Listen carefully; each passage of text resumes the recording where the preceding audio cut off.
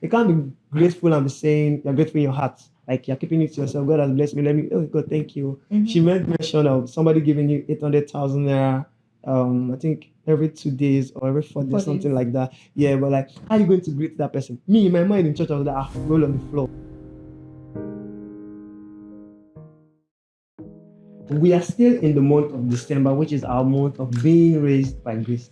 And we've been following the message throughout this month. We've been dwelling in the place of thanksgiving and gratitude. The message for today was titled End on a High Note. But then the preacher still linked it to thanksgiving and gratitude by saying, while you wait, you need to stay in the place of gratitude as you are praying for the things that you're expecting. You should be appreciating God and thanking God for the things you have already. So she mentioned so many things. Which of them really stood out for you and touched you personally? Life can be an unending chase, especially for super ambitious people. There's this need to just you have like a list of things you want to achieve. Sometimes you forget to just stop and just really take stock, or just stop and just breathe and just realize that, what, I have this long list, and then, number 1, number 2, number 3, number 4, number 5 is already up the list. And because you just have your eyes on, this finished line, that will just really refuse to stop and take stock. So when she mentioned having a gratitude journal, that really stood out for me. Like, if you have a gratitude journal, or you have this sense of really stopping to take stock of what's going on in your life, you realize that, so many things have just really happened for me. I mean, God has done so many things for me. Let me come from a business perspective. For a business owner now, you can say, I'm chasing this, $30 million contract and all that. How about the fact that you even have a business that you're going to start with? Like, that's his perspective. So still on that point of inventory. So I was having a conversation with my friend yesterday, and he just came back from one of the MBA dinners yesterday, and he was like, hey Ken, I'm living in answered prayers while I'm still waiting for the other prayers. He's believing God for like a very huge amount of money to start on business. But then he just told me that in the MBA dinner that was held 2 days ago, where I sat last year during MBA dinner, I was just admiring the lawyers from that particular firm. Like, these are the big guys. He got a job into that same firm that I was admiring last year in the middle of this year, but I don't think he really felt it. He didn't count it. But then we're just having a normal conversation yesterday. So in the midst of the dinner, he just clicked like, wow, last year I was looking at these guys and today I'm here. I'm still believing God for this. But then see me living in so note those things, count your blessings, name them one by one. So I really believe that you have this gratitude, mindset and mentality. Gratitude can also be like, it can be like a faith.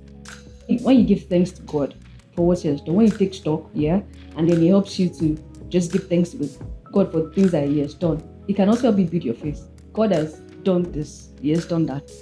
There's a way He helps you build up your faith. Like, you know what? Then I'm sure He can do the next thing. You understand? If He got me this job, He can sustain it for me. If He sustains it for me, it can help me get a promotion.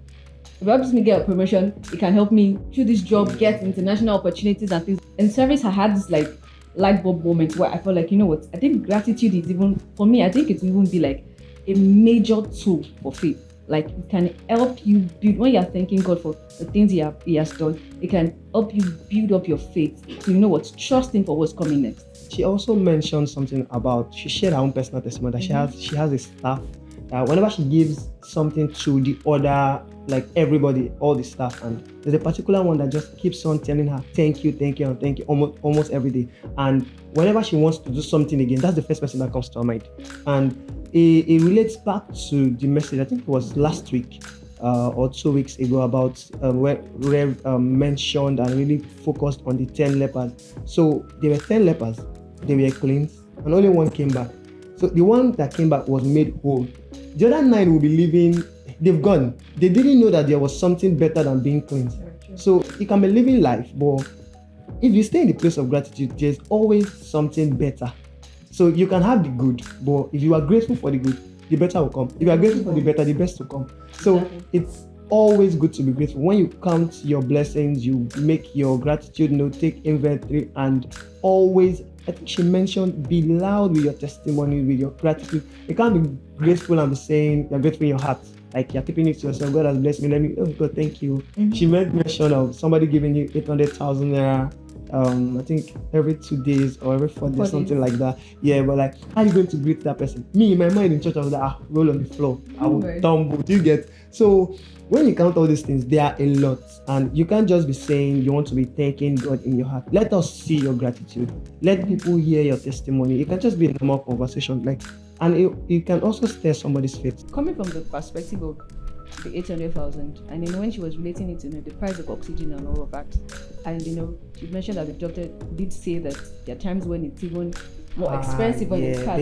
Reality is we cannot even fully thank God enough. Like, if you want to start putting those things into amount and all of that stuff, we can't even. There's just so many things. The fact that I saw a movie yesterday at the cinema, and then someone in the movie was struggling with a kidney disease, and then just the pain and all of that. But the perspective of just waking up, like she said, and then nobody has to really wake you up. You're not a machine for oxygen and all that. The truth is, you cannot even fully thank God. But imagine not even doing it at all. So I think that the things that seemingly happen to us in private, I think that we should be very loud about it. I think that even as Christians, I think that we should make this a trend. It can be like a tool for the gospel. It's not. There are times there are people you are going to even evangelize to that might not relate to what you're saying. But sometimes there are people that just catch on to the gospel just based off what you're doing. When people see that, a lot of times people, I've had so many people, not one, not two, not three, say to me that when I share challenges, they're like, oh, just it doesn't seem like you're going through anything. And I'm like, what? I love the fact that I radiate that much positivity and that much joyful energy to the point where even when I tell my friends that, I'm believing God for this, or even when I come with one or two challenges and people think I'm joking, I would like to, I'm super thankful that despite and in spite, I still radiate that much positivity and, that much joyful energy to the point where, it seems to the world that I'm not going through anything. To everybody out there, we are saying and we are reminding you to go check your gratitude journal if you have one, and if you don't have, you can develop it, make it a way of life to start writing down the things that God has done for you. So in the comment section, you can just share what you're grateful for and what God has done for you. Please don't forget to like, share, and subscribe. See you all next week. Blessings.